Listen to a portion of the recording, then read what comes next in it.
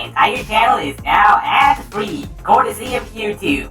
I can't really keep up with toy reviews anymore in this state, so if you are willing, you can support me on my Ko-fi and Patreon. You'll get shoutouts and access to bonus content, maybe even a chance for a special request.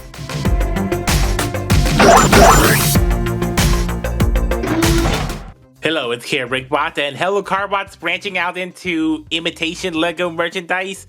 It's an interesting novelty, to say the least. From big, non-transforming Chinese-only big figures, or these Korean, smaller, buildable and directly transformable figures. I mean, of course, LEGO Transformers is a pretty neat novelty, although there's inherent limitations, but besides the point, the building is fun. But sometimes you may just want a setting. I mean, just like a playset. Sometimes things LEGO is also good for is playsets. Just making some sort of scene for like the base for the characters to be in, so. Sanokong also released this house set. Chatan's house block. Yeah, this is the first ever set of the house that the boy protagonist often he resides in. That's a common scene. You see it in the series all the time. And so now the little kids can build this thing and recreate the adventures in the home base. This is his home base, technically, Yeah, some blue grids and bevels and 429 pieces. For 50, I think that's a good price to part ratio. Yeah, some really... those blocks have really been skewed in perspective. Those are not perspectively accurate graphic designed blocks. Yeah, this is the actual model right on the backdrop of the neighborhood. Also not quite in perspective. And it includes two figures. This is, of course, the figures are always going to be the draw of LEGO sets. Yes, in this case, these are more realistic figures than just the cartoony figures, especially the dog. Yep, there's the Sanokong logo, the seal of authenticity, because it's just a side merchandise, so it's not by Toy Rock. Yeah, this back is just pretty much a simple gradient render of the generic block background, and number one, number two, just two features, two figures, and the living room.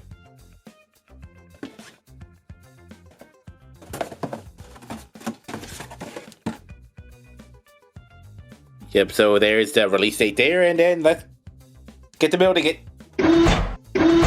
So this Chatan minifigure is very unique. Very show-accurate blue and a shirt with his iconic childhood drawing Carbot shirt that he always wears. Nice little gray pants, painted legs, and painted shoes. There's a little bit of a skin tone runoff there. But of course, it's all in the head. This is a very show-accurate head with those big puffy cheeks and the ears, the eyebrows, the eyes, a little smile, mild smile, and the very show-accurate hair, which is a separate piece. Take it off and you get an absolutely cursed flat back head and a hollow head inside there on top of the stud. This is a traditional stud, so yeah, this is going to be absolutely cursed if you take it off, so always keep it on. And he's got more arm articulation because this is like an extra piece, which you assemble right out of the box, so that's gives a little more outward, all the way out like that. Otherwise, typical minifigure articulation, but just a little outward arm movement just gives it more expression, of course.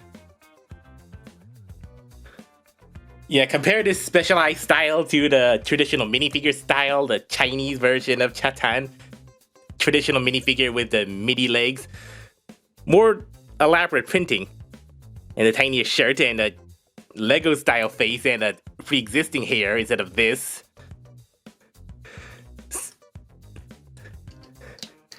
Yeah, okay, I guess I suppose you can give it that, but that's just too big. Actually, I think I just might like this Chatan minifigure more because it's more realistic. Oh, that means it doesn't quite work with the LEGO scale because this is definitely not a scale.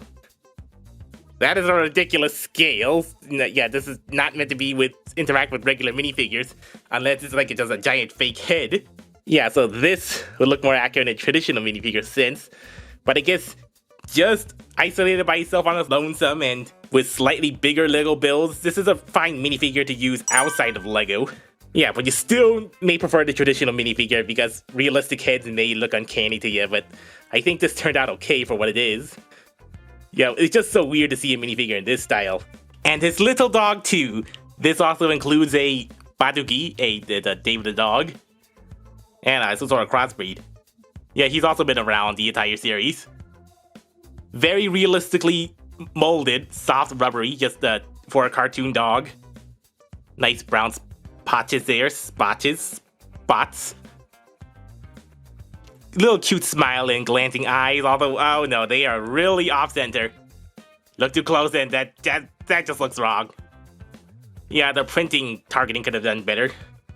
But if you look at it far enough, I guess you don't notice. He's just looking really up there. Pupils there. Toy rocks on the bottom there. Yeah, bit of an odd inclusion because this is more of a figurine packed in a Lego set, which doesn't seem to be compatible because this thing is not really compatible with the Lego system. It just kind of rests in there. It's not really a Lego piece. It's fine if this was a figurine on its own, but the fact that it's packed with a Lego set, which you expect to build studs with it, and especially on Lego animals, this is a bit odd. It probably doesn't fit well, even though I really do welcome this inclusion. Of course, this is not the entire house. That would be too much. So this is just the main living room and kitchen, I guess, the setting where the family's in at the most. So if you compare that with the house in the show, it is a fairly accurate layout because the main setting is the TV inside the drawer and the cabinets. Yeah, also, I think these tan drawers are also rare pieces, as with the brown cabinet. I mean, I'm not sure if these actually exist in real colors. Interesting building technique. That's a snot brick with all different types of colors of tiles and a slope to simulate books. Floating books. This is the Mission Command Center where Chatan learns about the immediate crises in the neighborhood and around the world where he can immediately help with the Carbots to immediately solve the problem. 2 lined couches with sand green. Oh, there's a little lamp table. Yep. That's a very basic block lamp. I guess the sofa and the studs for someone to sit in there. Windows in the back with some nice pink built curtains. I think some of these pink bricks might not be existent in Lego colors. The main kitchen, I guess the main island here, it has a little coffee machine, a very big coffee machine. That easily falls over because these are crates. Just for the style, they stack these on top of crates, and then which have very loose lids, so I guess it's extra storage, but yeah, I guess that's a little salt and pepper shaker and a little mug. Pretty nice kitchen. I think they had a lot of compartments in the upper overhang, so yeah, that's a lot of stuff you can put in there. Although that's a very fragile building technique, you will need to put an extra plate there just to really secure it. But I guess for the look, they intentionally didn't leave it like that. So that is cleaner, but a bit fragile, but not too much if you don't intentionally do it. Yeah, the kitchen is nicely furnished. Like a little plant. Sink and drawers. A big old upside down sandwich or a hamburger, which way you look at it. Then I guess some cheese. Some windows here. Windows built in a snot technique, sideways, so that's an interesting technique here. If a little loose, so you could have a... Yeah, but I guess, the flushness of this kind of just keeps it from popping out a bit. Yeah, some obvious snot bricks for the sink faucet. Yeah, you can imagine this is the exterior, someone looking into the kitchen. Although, I think this is a bit slightly inaccurate. The one thing that is inaccurate to the main model is this window, the window placement.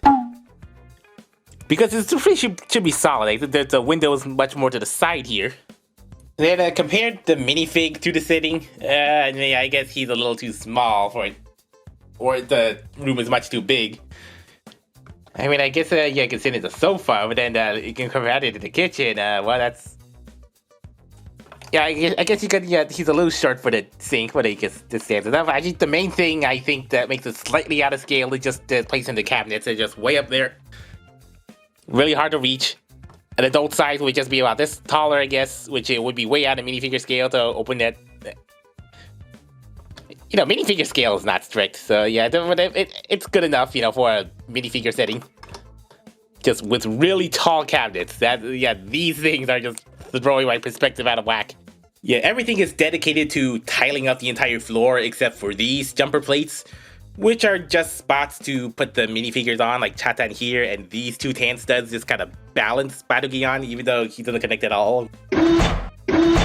I mean, this was certainly a very unexpected but welcome surprise to have a official setting place, have an official Lego-like set of a very common setting, you know, because it looks like a very innocuous house without context, at least a facade of one, but this house has been a very prevalent setting in the Carbot show. So any kids who grew up with it could have a good chance to play around in a portion of it.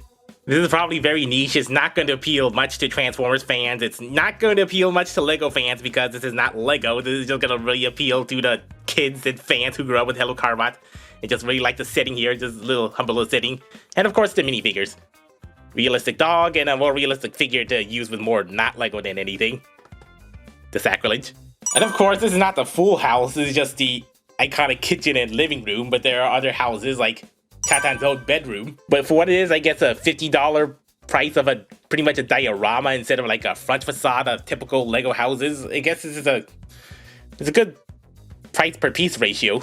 I guess, you know, this is gonna be a little girl's doll playhouse or boys extreme action and mayhem.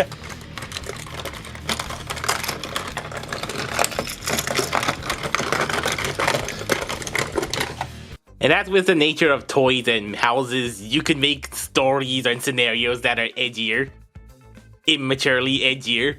But I am in the process of digitally designing a full house for this thing to be as accurate as possible, even though the interior and the exterior don't exactly line up, to fully expand this house into a 2-story house. This is going to take a while and it's going to be on and off, so I guess I'll upload a short when I'm done with it. The roof is going to be the biggest challenge.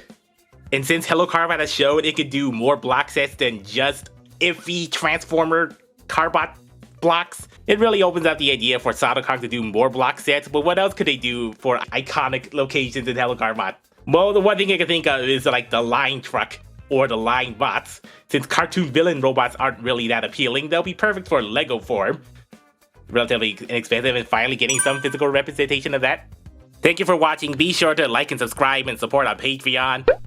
And until next time, this is KRBrickBot saying goodbye to this block set until the next time I complete the house and or use this in a stop motion project.